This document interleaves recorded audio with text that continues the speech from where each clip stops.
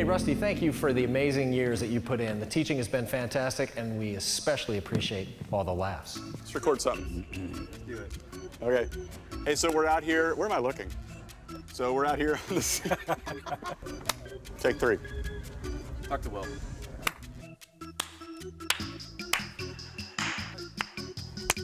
The colors of the rainbow. 1, 2, 3, 4. Come on, baby, say you love me. Are you one of those people that has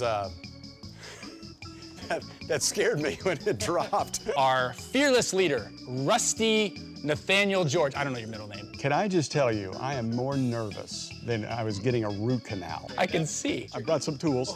You brought it. Yeah, you might want to take bismuth. a swig of that ahead. Make sure your mask is on, and you never know what people are doing. And then there's the buttons. I mean, that's scary enough. You don't have to double click. It does nothing. Oh. Rusty, thank you. 20 years of being at this church, that's incredible. Thank you for every great message that you gave us. Thank you for every joke that we had to laugh at. Hey, Merry Christmas, everybody. Hope you got the memo, ugly Christmas sweater. It's what's in right now. I like it to do the cha-cha. What is this called? Always remind the students what it's called. Embarrassing. Okay? Okay, easy enough. So pretend you're inside of a bowl filled with chocolate pudding. You Absolutely. want to scrape the whole bowl. I can see it You right ready? Don't judge me.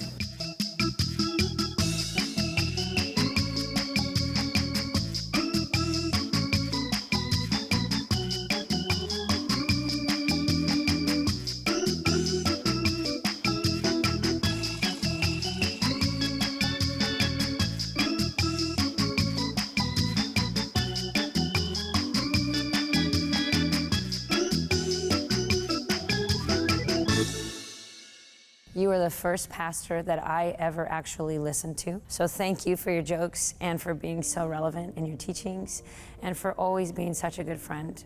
I am so happy for the years that I've spent leading worship by your side, being such an amazing pastor. Thank you. Hey, Rusty, I just want to say thank you for taking a chance on a punk intern kid and seeing the best in me, and all these years later, making a way for me to come back here and be a part of an amazing church. And man, none of that would have been possible without you. So thank you so much. I love you and can't wait to see what God uses you for. Hey, Rusty. I just wanted to say thank you. There's so many things that I could say that for. I know that I'm a better person, a better leader, a better husband, a better father, and a better follower of Jesus because of you being in my life and the leadership and example that you've shown. But I just wanted to say thank you. Hey, Rusty, I just want to say thank you so much, not only personally, but on behalf of everybody else that doesn't have the opportunity to say thank you to you. Not only for your vision, but the impact that you have made on the community, on them personally, and on those finding and following Jesus. So thank you so much. Hey, Rusty, you've been such a key leader in this community, in this church for the more than 20 years. I'm so grateful for who you've been to me personally, the encouragement, the empowerment you've given me. Gonna miss you a ton, but know that this next season is gonna be so epic, so great for you and your family. Well, there's 3 things I want you to know about Rusty. And the first one is that he's probably the best friend you're ever gonna find. He has defined friendship for me. He's made me a better friend. The second thing, he's probably the best partner I could have ever hoped for. But the third thing that I want you to know is the NFL thing is a problem. Kansas City Chiefs, they are not in the Super Bowl. They probably will never be in the Super Bowl. It's such a problem that I know as a Patriot fan that he's never gonna have a kind thing to say. His best days are not when the Chiefs win, but when the Chiefs win and the Patriots lose. That's why I'm so excited he's going to Dallas, where the fans will really embrace him the way they should. I love Rusty George.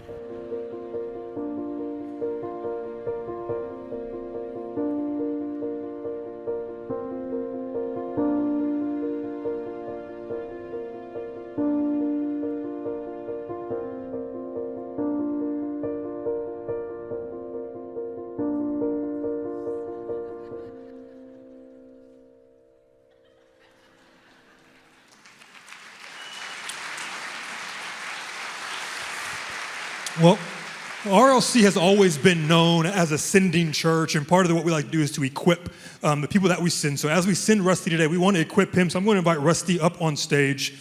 And Rusty, this gift is really... really for me and the team here, as a Raiders fan, they're gonna cheer all day for you. As a Raiders fan, there has been no fan base that has taken more heat from you, who has taken more criticism from you. And so what we really want to do is prepare you well to go to Texas. So first service, you got a hat. Second service, you got boots. And this service, we just wanted to bless you with what I think is the best gift. Okay. Gonna make a real cowboy out of you. Oh, you did not. Oh, yeah. You're going to look good in that in Dallas. That is great. I can wash the car with that. He's a cowboy now. Oh, that's incredible. Who is number 7? George. You should wear it. Well, we love you, Rusty. Thanks for hanging out with us. This morning, we have a great opportunity. Rusty is going to be leading us through our message as our final message as our lead pastor of Real Life Church. So would you stand one more time, give Rusty a shout of praise and encouragement as he leads us through today.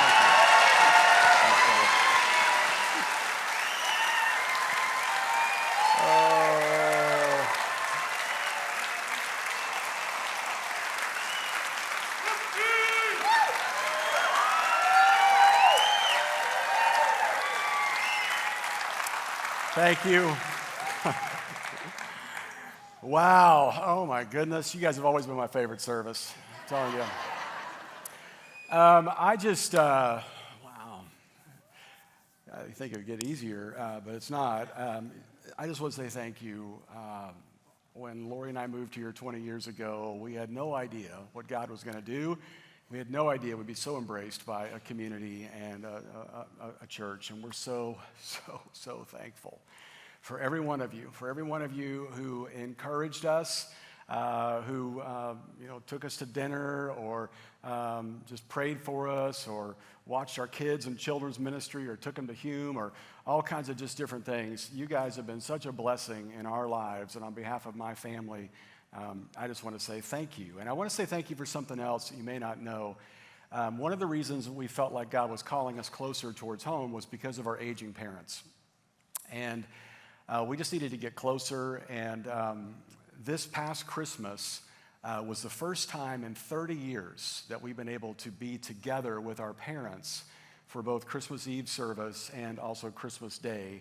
And I don't know how many more of those we have, but to have that and with our kids all together, that was a real blessing. And as grateful as I was for that opportunity, I was even more grateful for you, for your encouragement for this decision that we feel like God is calling us to make. So thank you to you.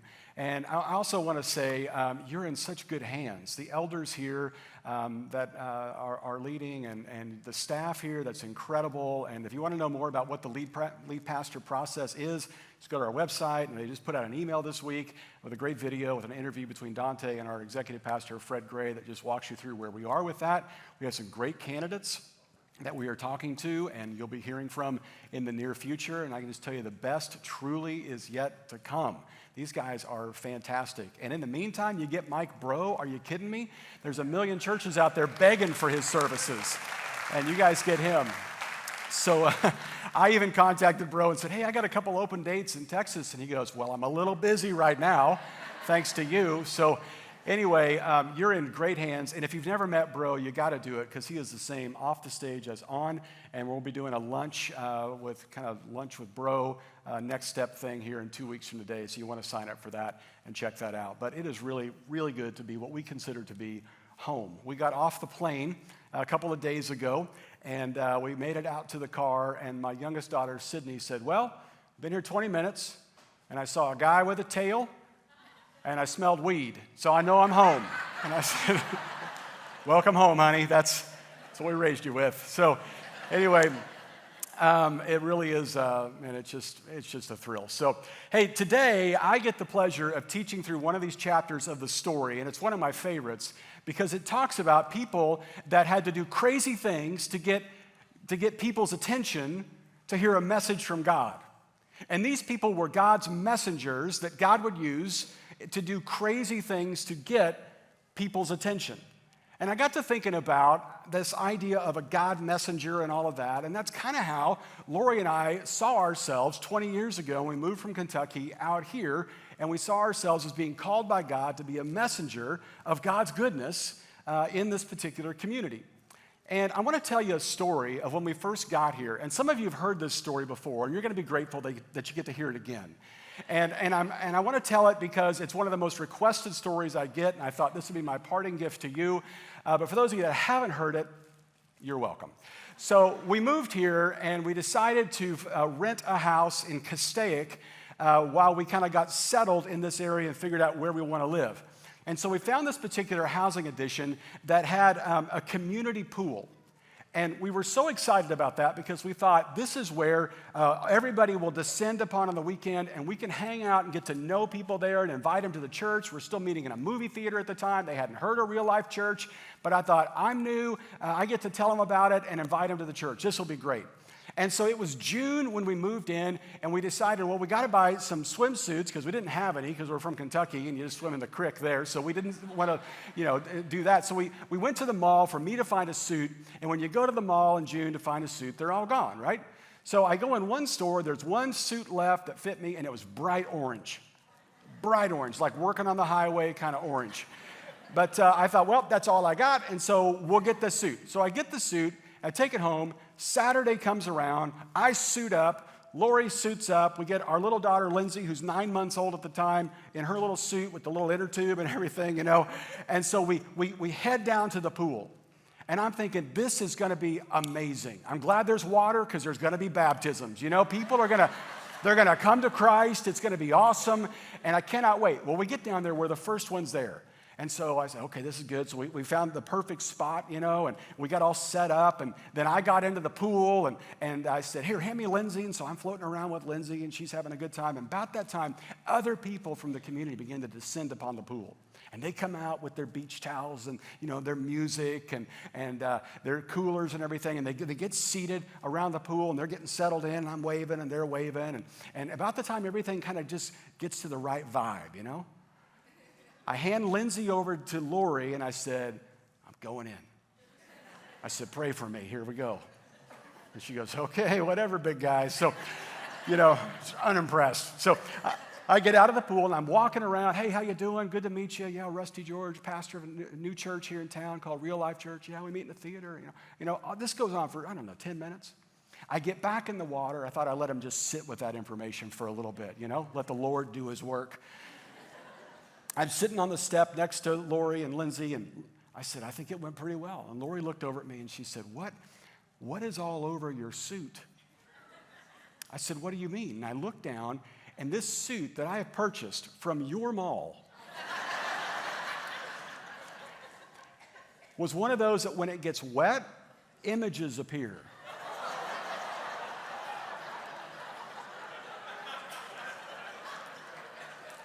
Friends, I wish I could tell you that it was crosses and Bible verses, No. It was topless women.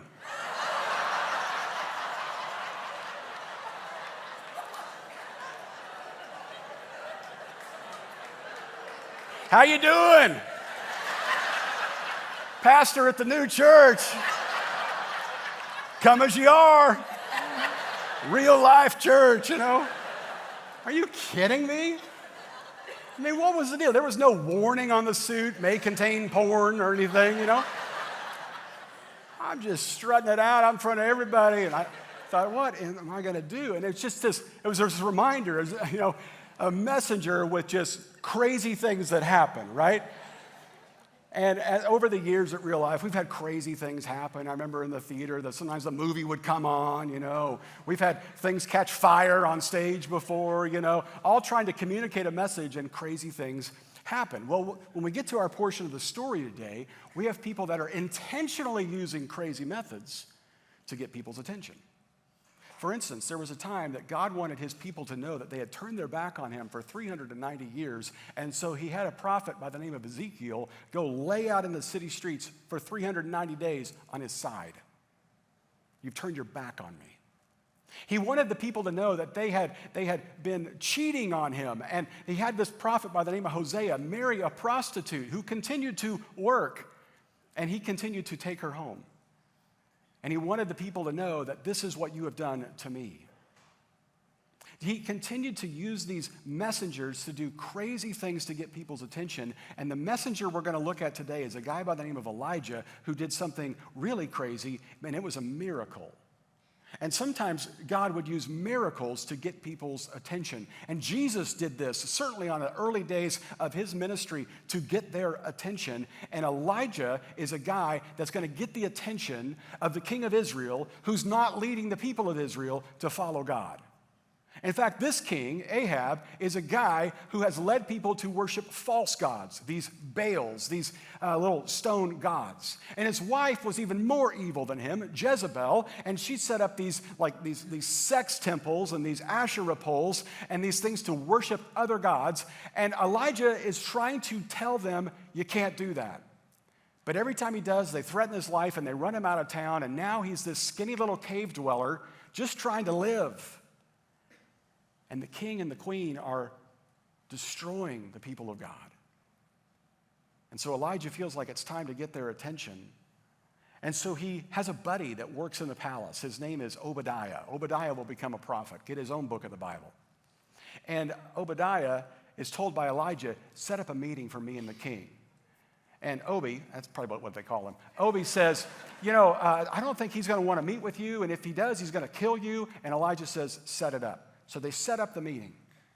And these two meet at this particular place. And as Ahab rolls up, he sees Elijah standing there, and he says, there he is, Israel's troublemaker. Well, take a look at where he picked this up in the story. Elijah says this, I have not made trouble for Israel, but you and your father's family have. You've abandoned the Lord's commands and have followed the Baals. Now summon the people from all over Israel to meet me at Mount Carmel, and bring the 450 prophets of Baal and the 400 prophets of Asherah who eat at Jezebel's table. And so Ahab sent word throughout all Israel and assembled the prophets on Mount Carmel. Now, this is an actual place you can visit today, and those of you that have gone to Israel with me, we go to this place, and it's usually incredibly windy, but you can see forever, and this is the place where the throwdown is going to happen. Now, I don't know why Ahab says yes to this, other than to humiliate Elijah, to basically say, I got 850 prophets versus you. This is not going to end well for you. And now the meeting is going to happen. Here's what happens then. Elijah went before the people and said, how long will you waver between two opinions? If the Lord is God, follow him. But if Baal is God, follow him.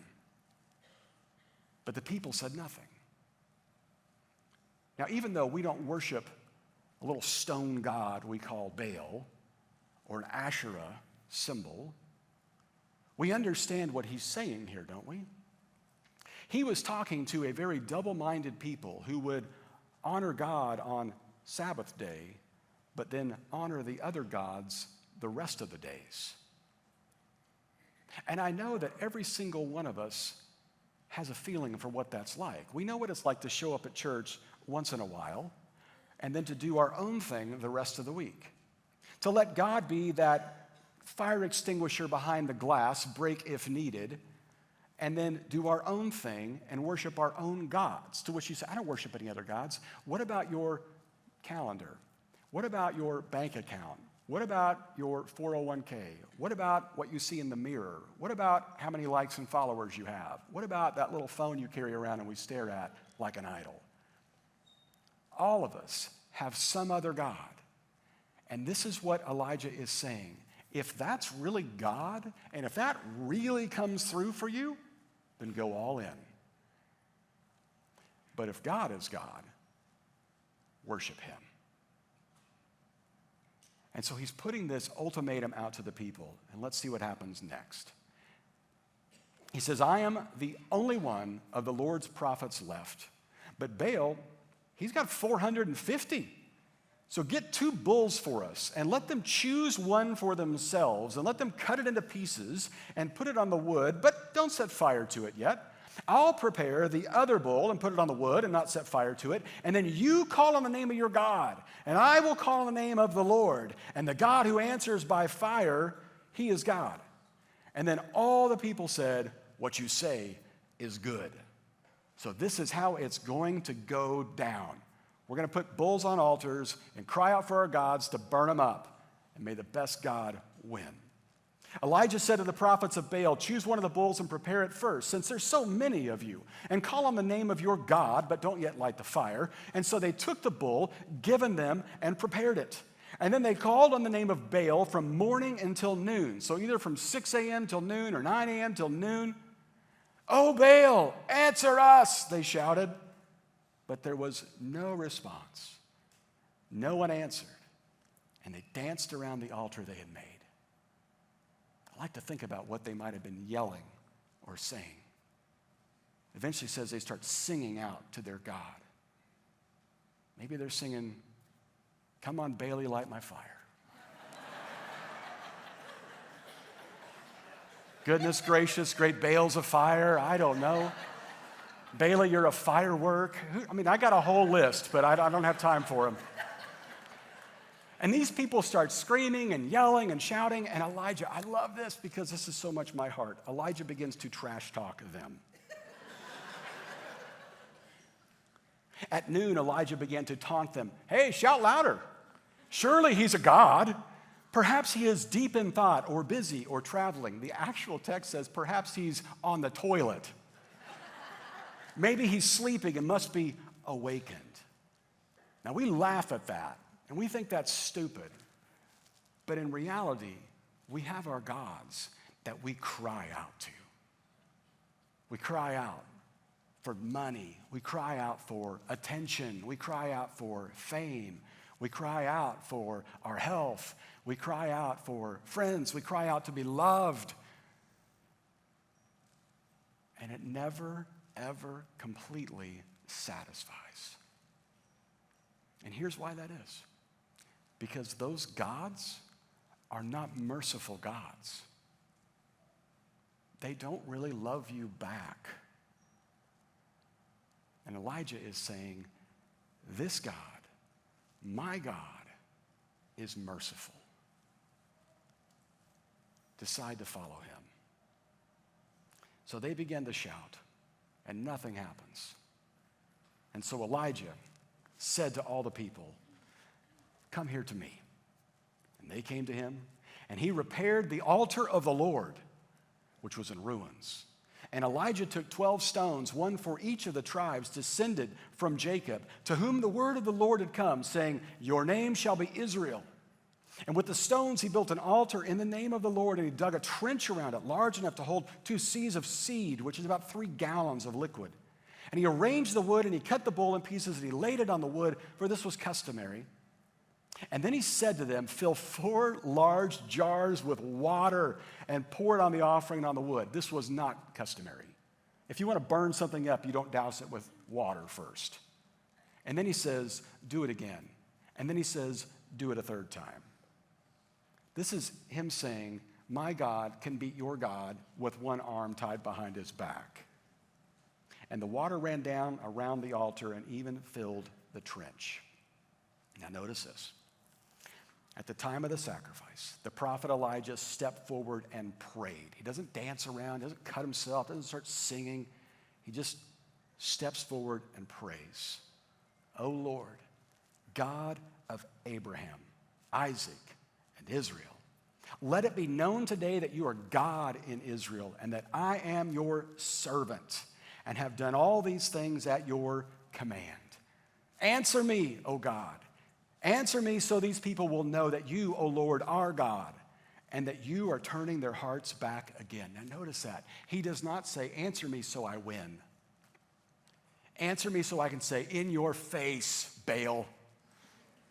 Answer me so I can move out of the cave and into the palace and get a good meal. No. Answer me so they'll know you are Lord. And then the fire of the Lord fell and burned up the sacrifice, not just that, but the wood, the stones, and the soil, and licked up the water in the trench. And when all the people saw this, they fell prostrate and cried, "The Lord, He is God. The Lord, He is God." Friends, there have been so many moments around this place over the last 20 years where I have been dumbfounded by God, where He has done something that made me go, "Oh, the Lord, He is God." I think about when we first moved here, we're meeting in a movie theater, and people kept showing up, and the floors were sticky, and the movie would sometimes come on in the theater, and it was chaos. Kids were meeting in the hallways. People were coming to Christ and said, I was just dumbfounded by God.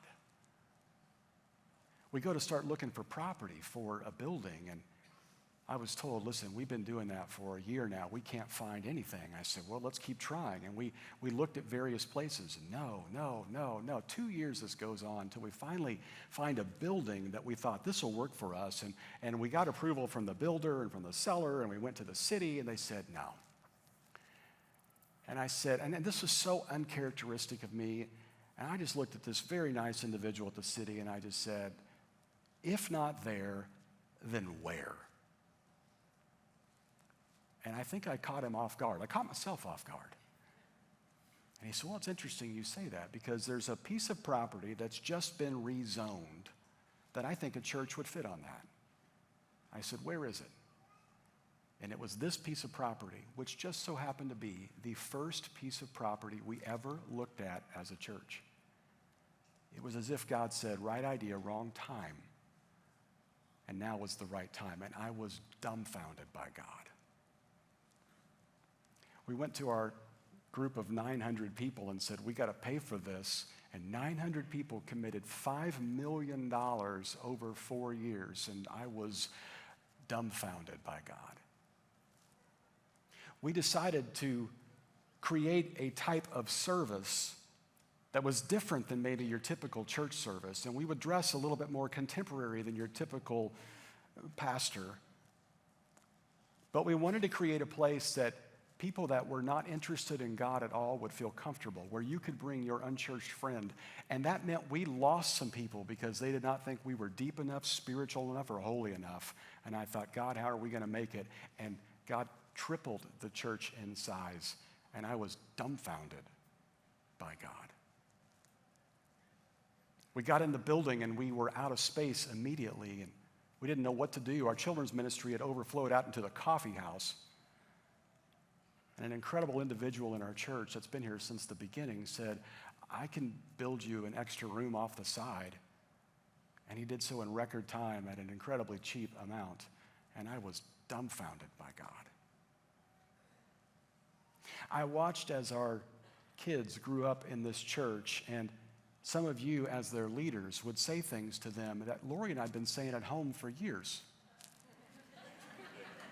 But they listened to you. And they suddenly had a fire for God that was way beyond anything that we could have ever done on our own. And I was dumbfounded by God. I watched as we said goodbye to staff people who God sent elsewhere. And one particular time, about 11 years ago, said goodbye to an executive pastor that had helped us get into the building. And I thought, I don't know what we're going to do. And a guy from our board said, "I think God's calling me to do it." And that was the name I'd been praying for. And Fred Gray became our executive pastor, and I was dumbfounded that he would leave a lucrative job in the corporate world to come work for a church. I've watched as you all have come to me and told me your stories of people that you've been praying for years, and then they just got baptized, and I continue to be dumbfounded by God. And even just this weekend, hearing you tell me stories of people in your rooted groups or alpha groups or community groups that have come to faith, and you're dumbfounded, and so am I. And I don't know why it continues to surprise me, because the Lord is God. And friends, I can just tell you this: the fame and the fortune and the stuff and the relationships, They're not merciful gods, but the Lord, He is. And He deserves your time, and He deserves your treasures, and He deserves your talent, because He is a God who loves you so much. He came to earth and died for us. And we should be dumbfounded. So my friends at Real Life, I pray that you would see that He is the Lord, and you would make Him your Lord, and you would follow Him. As so many in this place could testify, we are dumbfounded by the goodness and greatness of God. Let me pray for you. God, thank you. Thank you for what you've done here. Thank you for what you're yet to do. You have positioned this place and these people to do incredibly more than we could ever ask or imagine, to go further than we've ever come, to continue making a difference in this state, to continue planting churches in this state, to continue making a difference in this valley. God, your hand of favor was on this place before I got here, and it will remain after I'm gone. And I'm just so honored to be part of this incredible story you've been writing right here at this place in Santa Clarita. So God, as we move into a time of communion right now, we say thank you for the way that you love us and the way that you take care of us and the way that you have provided for us by sending your Son to be Emmanuel, God with us. We pray all of this in His name. Amen.